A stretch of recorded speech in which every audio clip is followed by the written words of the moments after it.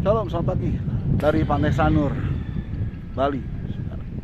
Saya bilang saya ada matahari terbit ya. Saya ada di tempat ini dari jam sekitar jam 5, setengah 6 pagi.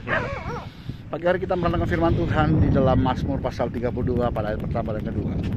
Berbahagialah orang yang diampuni pelanggarannya, yang dosanya ditutupi. Berbahagialah manusia yang kesalahan tidak diperhitungkan Tuhan dan yang tidak Hiob ternipu. Sepanjang hari kemarin, saya dari kota Denpasar ke arah Gunung Batur Kintamani, saudara. Saya melihat sepanjang perjalanan banyak rumah-rumah yang di halaman mereka selalu ada tempat untuk sembahyang, saudara. Saya melihat bahwa begitu cintanya orang-orang kepada Sang Pencipta. Lalu ada korban sajian, sesajen ya, yang mereka bawa kepada Pencipta setiap harinya, setiap pagi, saudara. Membawa dupa harum-harum bagi Tuhan, membawa bunga sebagai korban sesajen mereka kepada Tuhan Allah mereka, saudara. Menggambarkan begitu cintanya manusia kepada Tuhan.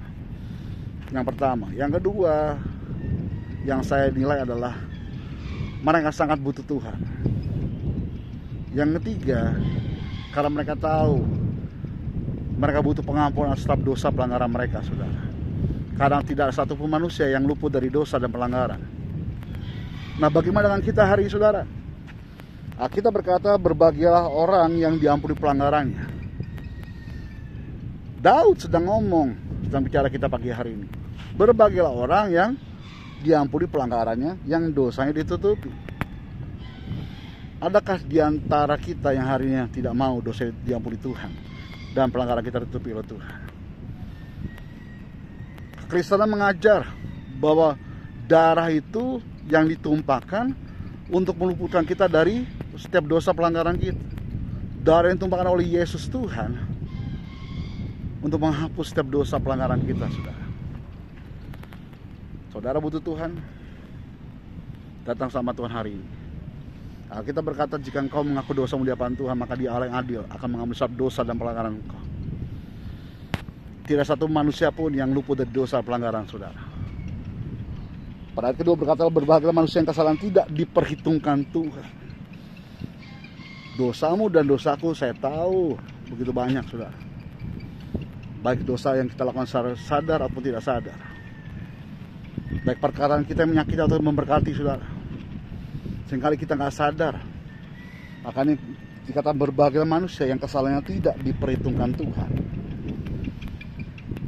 Artinya kita butuh Tuhan. Karena hanya Tuhan sajalah yang sanggup mengampuni dosa pelanggaran kita. Manusia nggak bisa, saudara. Sebesar apapun dosa kita, sebaik-baik apapun manusia itu, saudara, dia pasti akan mengungkit kesalahan kita masa lalu, saudara.